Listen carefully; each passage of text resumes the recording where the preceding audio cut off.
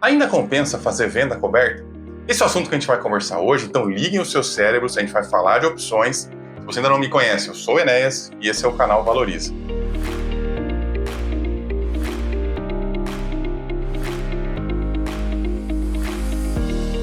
Uma dúvida muito recorrente, até mesmo o nosso grupo de WhatsApp gratuito que eu tenho lá, que quem quiser pode entrar, o link está na descrição, essa questão da venda coberta. Se ela vale ou não vale a pena, enfim, para quem que ela vale a pena ou se não vale a pena para ninguém. E eu não me sinto qualificado para responder por você, mas eu posso falar por mim. Por que eu desisti, por que eu não faço mais? Eu já fiz muitos anos atrás, né? Mas há muito tempo eu desisti de fazer, acho que não vale a pena, acho que é um erro. E nesse vídeo eu quero mostrar para vocês por que eu desisti, por que eu parei. Quem sabe isso não ajuda vocês a tomarem a própria decisão. Mas vamos lá, para a gente começar, não tem como eu começar esse vídeo sem falar para vocês o que é uma opção de compra. Estou falando aqui de lançamento coberto, opção de compra, tá? É para quem já tem a carteira de ações e quer lançar opções para ir remunerando um pouquinho a carteira. Vamos lá, o que é uma opção de compra? Opção de compra é o direito de comprar uma ação a um determinado valor. Exemplo, uma ação vale R$100. Se você comprar uma opção com preço de 110 para daqui a 60 dias, o que isso significa? Que você tem o direito de comprar aquela ação por R$110 de hoje até daqui a 60 dias, que é o vencimento da opção. Fala assim, que loucura, se a ação vale 100, por que eu vou querer o direito de comprar a 110?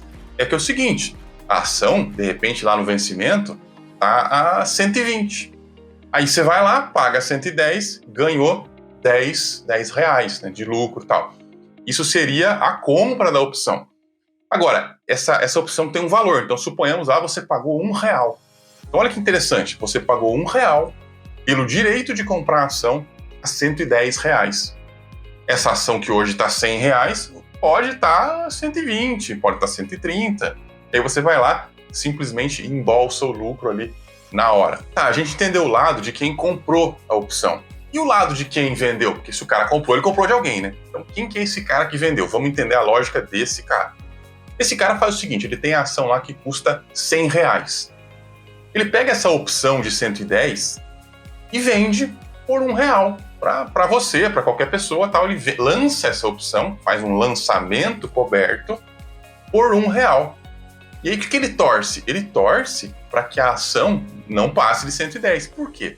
Se até o dia do vencimento, né, ou se no dia do vencimento, a ação não passar de 110, a pessoa que comprou a opção não vai exercer nada, a opção virou pó, é esse que é o termo, a opção vira pó. Então você perde né, a pessoa, o comprador da opção perde aquele R$1 e você ganhou aquele R$1 e não vai precisar entregar as suas ações.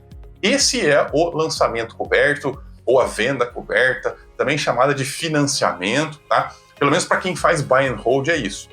Claro que o cara pode fazer isso, né, com um strike mais abaixo, ao invés de colocar o strike no 110, ele vende uma opção cujo strike é 90.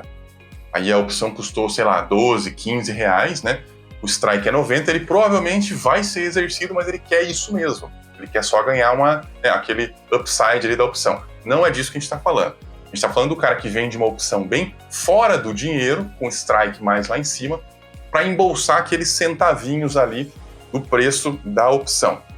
Isso é completamente diferente também de uma venda a descoberto. Por que a gente fala venda coberta? Porque o cara está vendendo a opção e ele tem a ação ali para entregar. O que seria uma venda descoberta? Quando o cara vende uma coisa sem ter. Quando o cara opera na venda, vamos dizer assim. Tá. Como eu falei antes, o objetivo dessa operação é remunerar a carteira. Por quê? Você tem lá uma carteira de ações e ela pode te dar uns centavinhos ali todo mês dessas vendas de opções que você faz, desde que as opções virem pó. E, aparentemente, né, o risco é baixo, porque você lançou uma opção, o máximo que vai acontecer é que a ação vai subir e passar do preço e você vai ter que entregar as suas ações e depois comprar de novo. Esse é um risco que dizem que é baixo, eu não concordo. Mas vamos falar um pouquinho sobre por que eu não faço. A minha opinião sobre esse negócio e por que ela mudou. Porque muitos anos atrás eu fazia, depois eu desisti. Assim como outras pessoas também foram desistindo, alguns companheiros youtubers foram pelo mesmo caminho, alguns educadores financeiros foram pelo mesmo caminho. Por quê? Por que a gente parou? A gente não faz mais. Primeira coisa, meio óbvia até. Existe um risco muito grande de você ser exercido. Ou seja, se a ação sobe muito e você é exercido, as pessoas não enxergam ali o prejuízo. Mas se você faz buy and hold, se você compra uma ação para segurar com você a vida inteira e de repente ela explode e você perde essa alta, já era. Você provavelmente não vai ter o mesmo resultado que você teria se você tivesse segurado ela todos os momentos. O que acontece é que o mercado de ações ele não sobe em linha reta. Ele sobe de uma vez, muitas vezes, não é sempre, acontece de tudo com o mercado de ações, mas muitas vezes uma ação dispara 50%. Uma empresa, é difícil, o mercado não faz isso, mas uma empresa muitas vezes faz. Anuncia uma fusão, anuncia uma OPA, anuncia qualquer coisa ali, de repente a ação sobe 30% no dia, e aí você, espertão, vai embolsar lá os 10 centavos da opção e vai perder esse negócio todo, essa alta toda.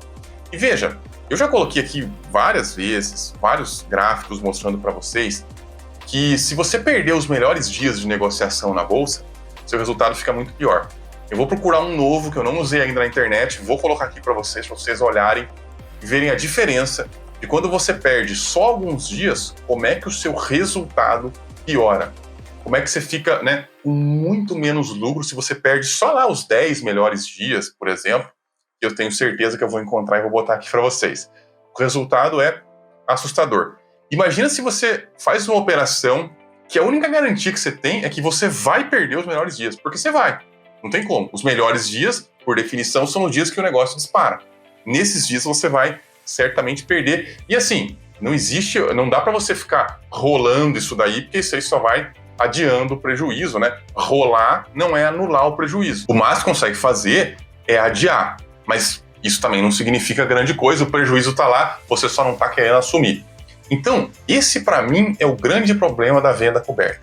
Quando você ganha pouquinho. Quando você perde um montão. E, aliás, só dessa ser uma operação de venda, já deveria concluir isso logo no começo. Porque, veja, eu não estou falando aqui da pessoa que não tem o portfólio e faz a venda. Eu estou falando de mim, que tem o portfólio, tenho as ações e poderia fazer a venda coberta. Para mim, a venda coberta é só uma venda. Ela pode dar um resultado ali, independente da minha carteira de ações. A questão é, ela é uma operação que, por definição, ela está sujeita a cisnes negros. Se vocês conhecem a literatura do Nassim Taleb, se vocês não conhecem, conheçam. Aliás, não sei se a pronúncia é essa mesmo, mas enfim, ele fala muito sobre o cisne negro. O que é isso? É uma estratégia, né, uma estratégia errada, na qual as pessoas se contentam em ficar ganhando pouquinho, até o dia que acontece uma desgraça tão grande que elas perdem tudo, porque elas não são antifrágeis, elas são o contrário de antifrágil. Elas são bem frágeis. Você bate um pouquinho, não acontece nada. Né? Como se fosse uma xícara. Você bate um pouquinho numa xícara, ela não sofre dano nenhum. Agora, quando você dá uma martelada nela, ela quebra de uma vez só. É assim que eu enxergo a estratégia de venda coberta. Na maioria das vezes ela vai dar certo, ela dá certo por anos, mas o dia que ela dá errado, você fica de fora de uma alta que você perde tudo aquilo que você ganhou e muito mais. Então, só para a gente concluir e sanar de vez essa dúvida, a razão pela qual eu não faço venda coberta é que ela é uma operação completamente frágil, que vai dar bons resultados por muito tempo, resultados pequenininhos, e quando der um prejuízo, esse prejuízo arrebenta com tudo, porque ela é uma operação, por definição, frágil, então eu não faço. Para remunerar minha carteira, a única coisa que eu faço é disponibilizar minhas ações para alugar. Eu faço isso há anos também, de preferência naquelas corretoras onde você não precisa ficar alugando ação por ação, né? Você disponibiliza a carteira toda e a corretora fica lá cuidando para você. Também não é uma coisa que eu fico dando muita atenção, porque se você já alugou ações na vida, você sabe que é bem pouquinho. Mas diferente, né, do lançamento coberto, alugar ações não é uma operação por si só frágil, ela não tem um risco de acontecer uma desgraça muito grande. Não, é aquilo ali mesmo. E até onde eu sei, se a ação sobe, você sobe junto, se a ação cai, você cai junto. Enfim, se a empresa falir, você vai falir junto.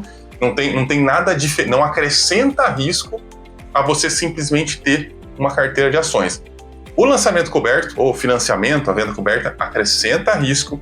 Esse risco é pequeno, mas o dano é muito grave. Se você fizer uma média de todos os resultados possíveis e suas probabilidades, você vai ver que isso provavelmente não compensa lá no longo prazo. Então, bom, essa é a minha opinião. Muita gente pensa diferente, mas geralmente as pessoas que passam ali de 5, 10 anos de bolsa acabam largando mão de fazer lançamento coberto por causa dessas coisas que eu falei aqui. Você toma uma ou outra na cabeça, né? Aí você aprende e fala, putz, tudo que eu fiz não valeu a pena. Bom, então eu só queria perguntar para vocês se vocês fazem, já fizeram, o que pensam a respeito, ou nunca tinham ouvido falar, o que é melhor ainda, vamos lá, né?